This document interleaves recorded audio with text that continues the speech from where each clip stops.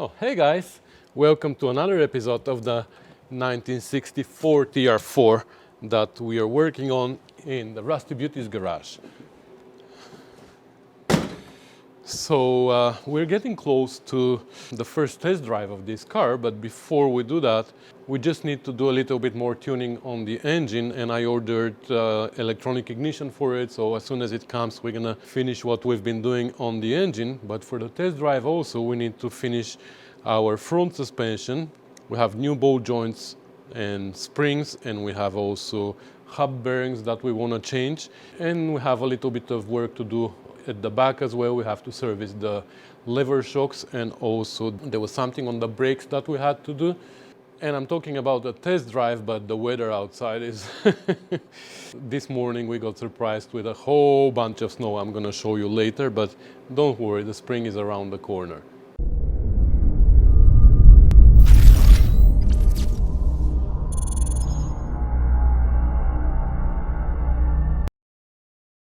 Yeah, this is what it looks like right now. Just 2 days ago, the roads were dry and the temperatures were like 6-7 degrees Celsius, which was great. But this morning, we got another layer of snow and covered my Spitfire again. So somewhere here underneath is my 68 Spitfire. The gray one, you know, the rusted one, don't worry, my good one is in that shed. Anyways, so that's what it looks like. Oh, what's this? A spring?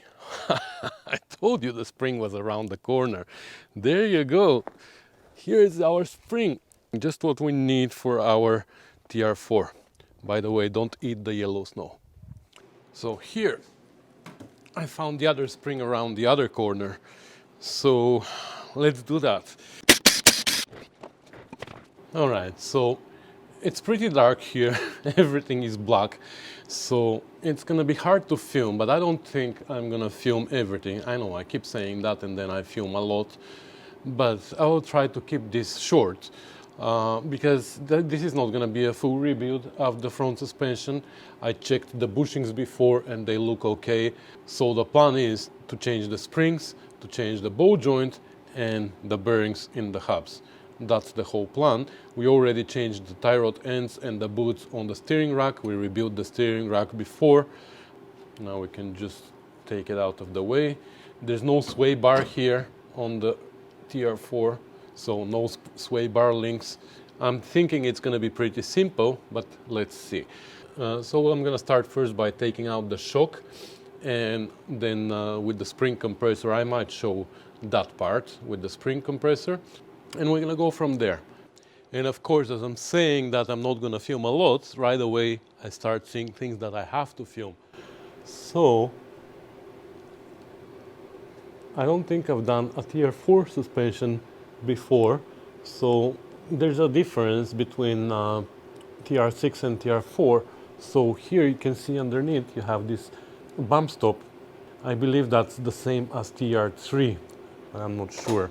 Like I've never done a TR3 as well.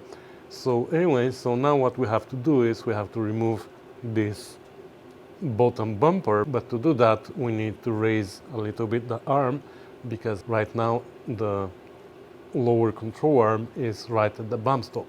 So I'm gonna put a jack here somewhere and try to raise this, and then I'm gonna remove this part, and then we're gonna remove these 4 bolts, and we're gonna drop the shock absorber down. I'm explaining what I'm gonna do because I don't think there's room here for all of us. All right, the 2 bolts are out. Let's see how easy it is to remove this bracket. That easy it is. All right, so from here it's like TR6. We have to remove the 4 bolts to undo the shock, and we're gonna drop it down. Ooh, that was unexpectedly challenging. So I had to involve my oxyacetylene torch to loosen these. So the nuts came out, absolutely no problem. The problem was that these butterflies, which were hidden behind this actually, so this is for the bump stop, so that's how it was underneath. These though were so seized that I had to torch them with my oxyacetylene in order to loosen them, to make them come out. The shock itself feels okay, which is weird considering how old it is. But if it feels okay, we should just reinstall it. But we need to replace these bushings here anyways. So we'll see what we're gonna do about the shock. All right, we'll see what we're gonna do there. But next, I'm gonna involve my spring compressor. So for this spring compressor, many people asked me what the size is. So 18 inches.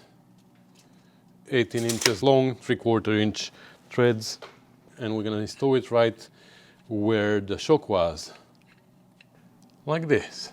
So it goes through the spring, and underneath I found this gear from a Spitfire transmission, I believe, that fits right between all the 4 rods for the shock, and with a big washer, 2 nuts, and now on top we have this one. So now I can tighten this nut and compress the spring, and then once it's compressed we can remove these 1, 2, 3 and 3 on the other arm nuts and bolts. I believe these are studs, and then we can start loosening the nut here on the top until the spring is loose, and once it's loose, the whole spring together with the plate, this bottom plate here underneath, can come at the bottom, and then we can replace the spring.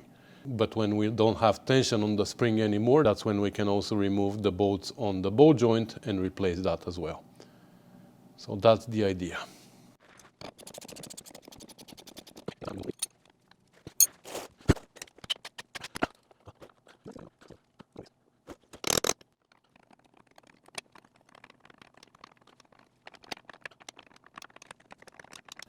All right, all the bolts are out, like the 4 bolts, the nut from here, and the stud from there. That nut came out with the stud, and I wish this one came out with the stud with the nut too, because I don't know how I'm gonna take this out, because now when I start loosening the spring, this is gonna drop down, and I don't know if I'm gonna be able to take this out, but we will see. So that's the next step. Now we start loosening the spring, and this plate should separate from here.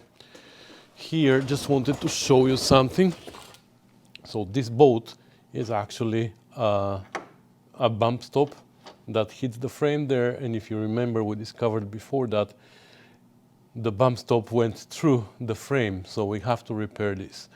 We're gonna have to put a heavy plate here once we take everything apart. And this doesn't want to come out now, so when we are installing it, we have to make sure that this is in place first, because otherwise we're not going to be able to put it on later. All right, let's see what's going to happen now when we start loosening the spring. I'm going to try to separate it here at the back first. Now when we're loosening this, we're making sure that the nut underneath on the rod is not coming loose accidentally, because if this comes off, the spring is gonna launch everything apart, and it's gonna make a mess of our life. We might, you know what I mean? So I'm keeping an eye on the rod here to make sure that it doesn't turn, because if it turns, we might be loosening the nut underneath. Okay, luckily, this comes out in the back, so let's see.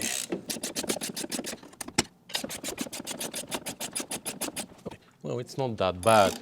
So where I was not expecting problems removing the shock, I wasn't expecting problems there. I had lots of problems. Here I was expecting more problems, but this looks like it's coming out no problem.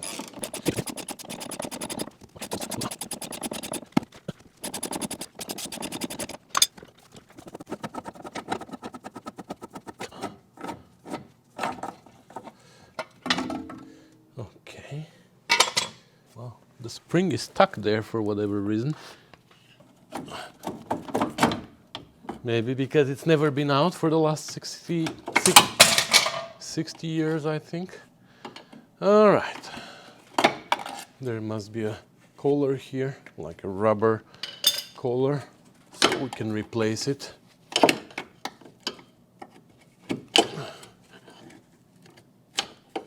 There you go.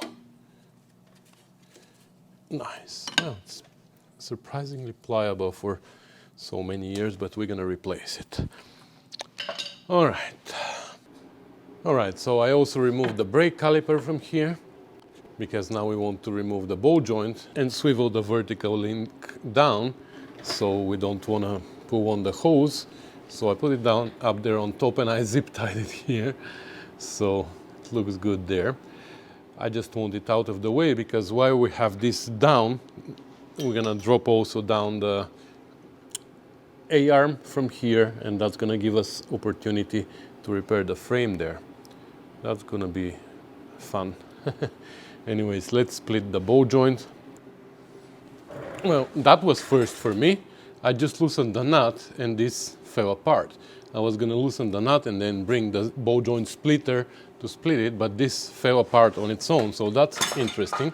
So now I can remove the nut completely and drop this down. Oops.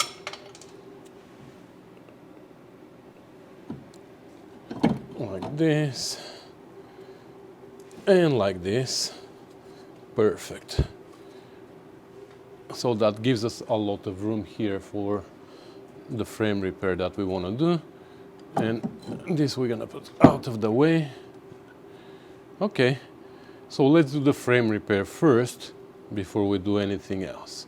And then we're gonna change the ball joint. Yeah, this is too loose for a ball joint. Well, it looks like it's been replaced at some point, but anyways, we're gonna replace it again. The other one looks like it has a play. There you go. Cleaned it up a little bit, and that's what was there. It was totally rotten. So I'm not sure this needs to be bent like that. I'm definitely not gonna do it like that because I'm gonna use a piece of this square tube. I'm gonna cut a square piece and I'm gonna weld there, but it's pretty thick, so I'm not gonna make it domed. I don't think it needs to be domed. And but first I need to cut this out as much as I can, get rid of the thin metal here and reach the solid metal on the sides. Not sure how I'm gonna do that, but we'll see. All right, it's welded and doesn't look bad. I painted it even with bed liner, and I put the rubber bumper, whatever it is called, to double check, and it fits right where it belongs. So next I'm gonna replace the ball joint. Nothing special about that. Here is the set of new ones. We're gonna take one and we're gonna replace it. Oh, okay, stay up there. Okay, so the new ball joint is up there, and you can see the difference now. You see. Quick inspection here on the tronion. It is operating pretty well. There's no play. There's movement here. Like, it pivots pretty well, because if you remember on the Java Green TR6 that I did overhauling, I don't know, it's a year and a half ago now, this tronion was seized like so bad that I couldn't move it this way. When you were driving the car, it was eventually popping and it was making such a terrible noise that I thought that something was broken. But until I took apart everything and realized that this bolt was seized, I couldn't figure out what the problem was. So now here everything moves well, so we can assemble it.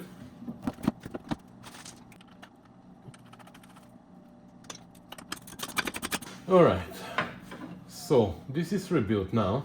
Now this caliper is going to be in our way to install the spring, but I don't want to mount it yet because we're going to take apart the hub soon and the caliper is going to be in our way, so I'm just going to hook it up on the other side. I didn't want to hook it before because I had to repair the frame, but now that it's repaired, I can just hook it there and hang it.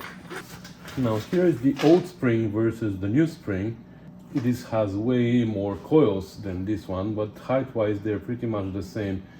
So anyways, so I'm gonna take this one away.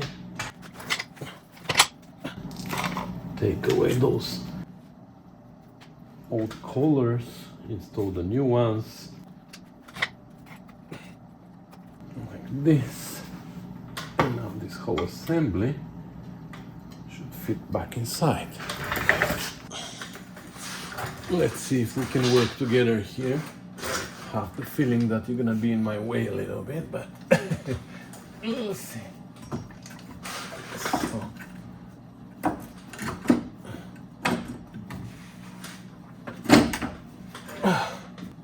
That's heavy, so I just want to start this now.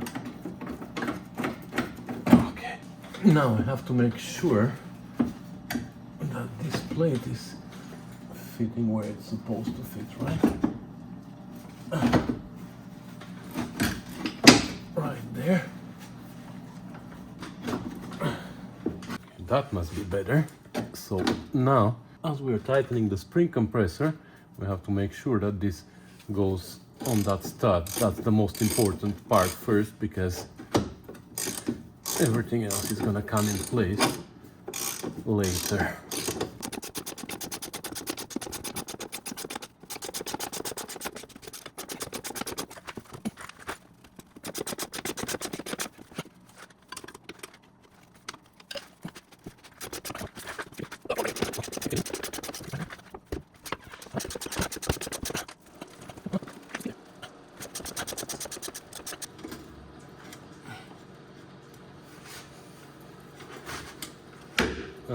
Okay. All right, so now from here, if we match some of the bolts as well, and we put a nut, it should be pretty easy. There you go. Now that we have one in the back and one in the front aligned, everything else should line up at some point, right? So I can keep tightening here, and it's gonna, everything is gonna fall in its place. All right, so all the 6 bolts and studs are tightened again, and now we can remove the spring compressor.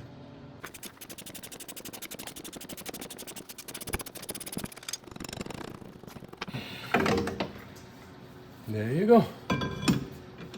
Now we can install the shock, but we will see what we're gonna do with it. I can actually hook up the tie rod end here.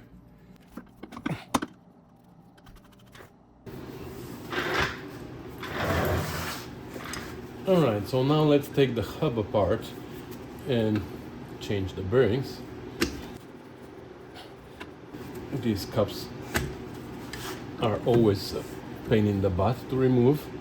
I ordered new ones.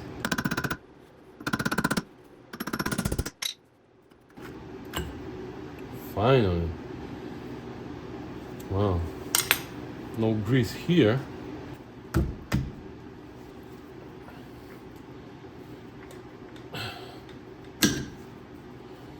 Too lazy to go and grab the correct wrench. Even though I'm gonna need it to put it back together, but whatever. So this is a D washer. Has a D-shaped opening, and this bearing, it could have had a little bit more grease on it, so it's a good thing we are changing it. Now here at the back there's another bearing which has a little bit more grease and there must be a seal here which is 100 years old.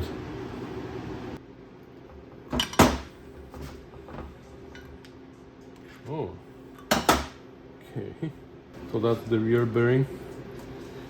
And we still have the outer races of the two bearings inside that we need to take out and replace those as well. I just want to make sure that we have everything that we need before we go too far. So that's one. That's one. The seal. We have grease and we have the inner and outer bearings with the races and everything. So to take these out, we need a punch, and from this side we're gonna push out the outer bearing, and from the other side we're gonna push out the inner bearing. So now if we turn this around somewhere, okay, let me get rid of the grease first.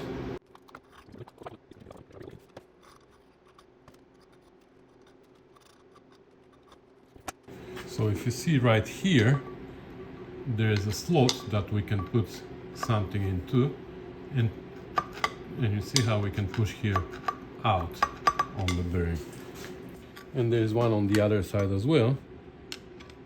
So that's how we can push out. A little bit on one side, a little bit on the other side, and it's gonna come out.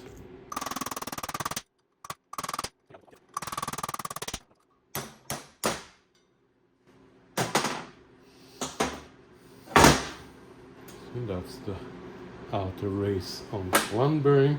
And now from this side we can do the same.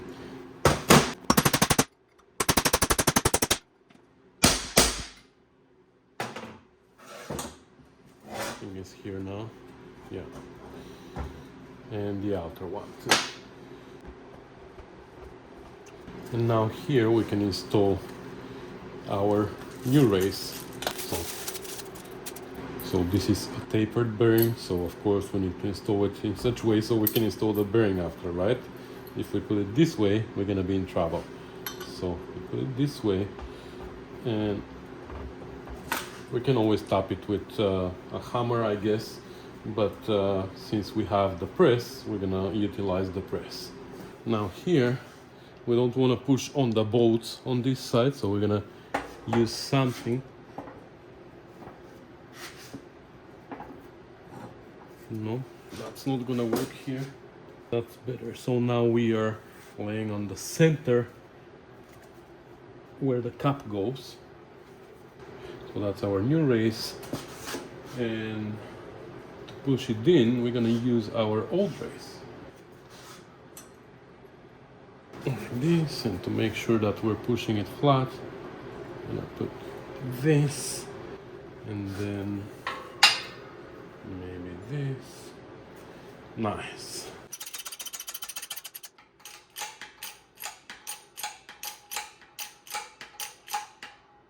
The old race moved a little bit. Needs to be centered.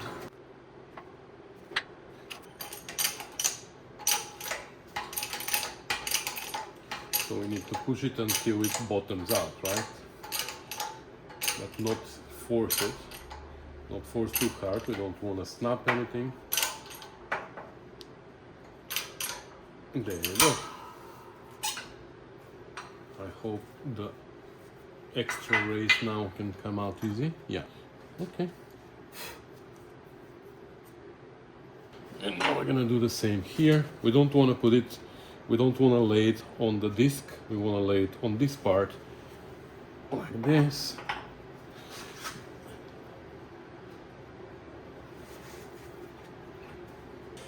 And now we're gonna bring our new outer race and our old outer race. And this is the exact same thing, again with the taper up, with the taper, with the taper up. Come on, like this. Wow, it went almost all the way in. And now in the other race, we can actually go straight with that, can we? Yeah.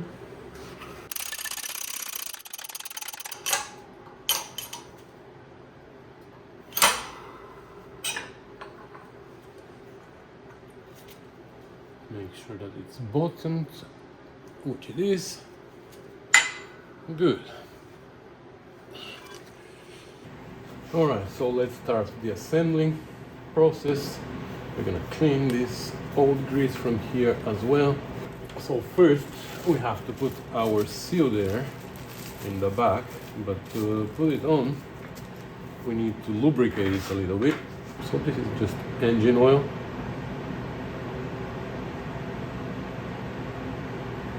And it goes this way with the felt towards the inside and the metal part towards the bearing. And now we're gonna pack our bearings with grease. So the rear one first, we're gonna pack it. I still haven't bought a packer, grease packer.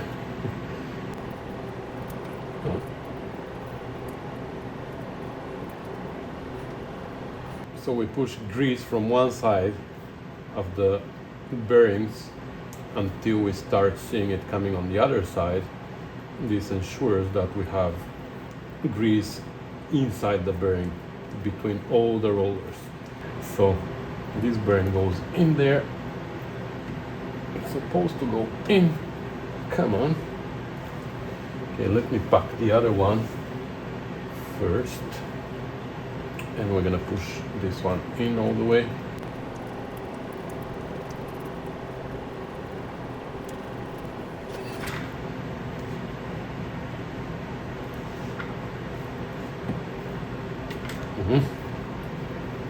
Okay, so now here we're gonna put the rest of the grease inside here. Now I can put the disc in the hub. Take some more grease, like use it all.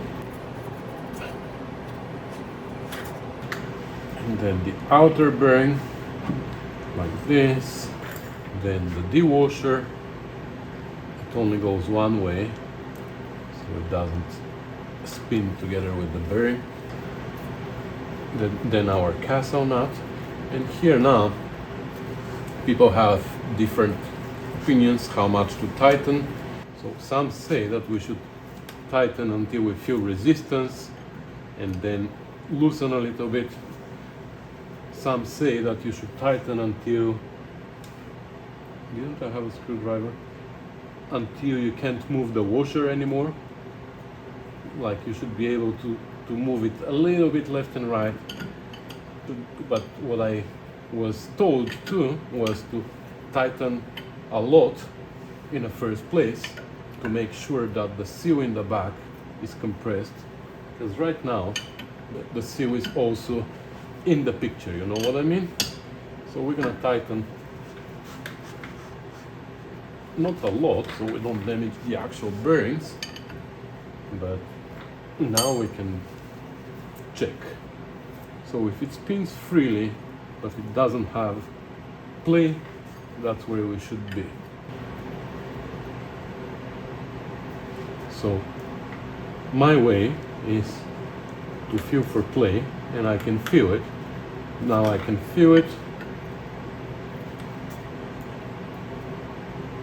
I can still feel it.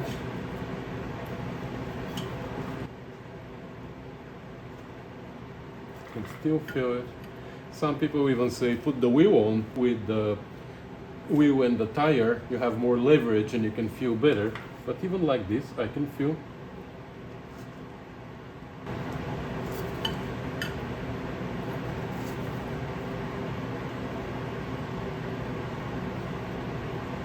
I think that's it. There's actually a little bit of end play. So I'm gonna do one more like this, because this is where the pin goes, right? The split pin. No, I think that's too tight, so we're gonna go on the previous one here. That's good. So split pin. And now here, this is the pin that they sent, the split pin, and another one actually, I don't know why they sent two, but they're way too long. I'm just gonna use one of my own that is much shorter, because we don't need it to be that long.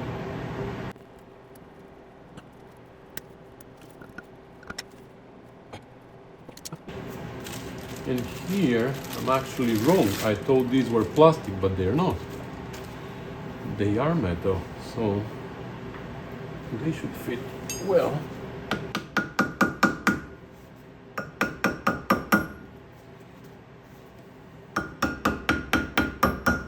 And now, of course, we need to make sure that it still spins and the cap doesn't catch the pin inside, so it spins well. And there's no play. So now I'm gonna take a clean rag. We're gonna clean here and the disc especially, because we don't want it to be greasy, right?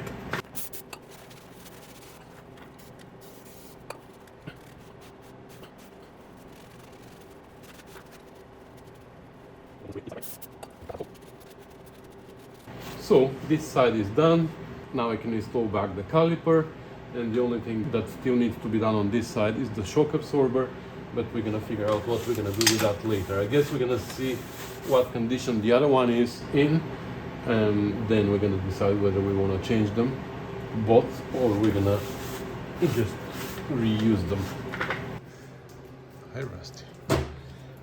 No. Right here you're gonna come to stretch? Go away. Okay, so we are on the other side, and I just wanted to show you something here that wasn't very obvious before, but you can see here, I can't even tell where, but somewhere this spring is broken. So good idea that we're changing them. So again, here I had troubles removing this, so I had to torch them. So I just wanted to show you this. We're not gonna go together through the whole process here. I'm gonna do most of it myself. I just wanted to show you the broken spring.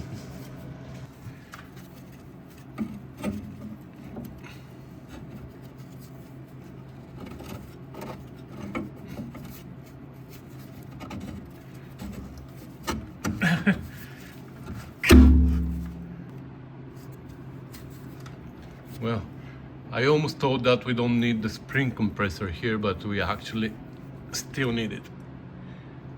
Alright, so this side is assembled now. Everything except the shock. So the shock absorbers, we're gonna order new ones. These ones are like not too bad. I mean, they look really bad, but they are actually not in a bad shape. But actually pretty solid. I'm surprised. Anyways, we're gonna replace them. So I'm ordering new ones. So that's why both sides are gonna stay partially disassembled, but hopefully the shocks are gonna come soon. In any case, we can put it on the ground if we need to. We can put the wheels as it is right now if we need to move it somewhere in the garage or whatever. So I'm gonna consider the front suspension almost finished. I also got the electronic ignition today, so in the next video I guess we're gonna install it, and we're gonna tune up the ignition before we tune up the carbs, because that's the right way to do it. So that's it for now. We're gonna put an end to this video here. I'd like to thank you one more time for watching, for commenting, for subscribing, for sharing, and for supporting the channel. It is really generous of you guys what you do. Don't forget to check out the Rusty Beauties group on Facebook. It is growing. I think we have around 2,200 members now, and everybody's sharing their projects, pictures, videos, stuff. It's a great place to be. And in case if you want to support the channel a little bit financially, there's links in the description of this video. You can do that with a monthly subscription, or you can do a one-time donation if you feel like it, but you don't need to do any of that if you don't feel like it. You still have access to everything, because everything is free. The financial support is only if you feel like it. So that's gonna be it for today, guys. I'll see you in the next one. Bye.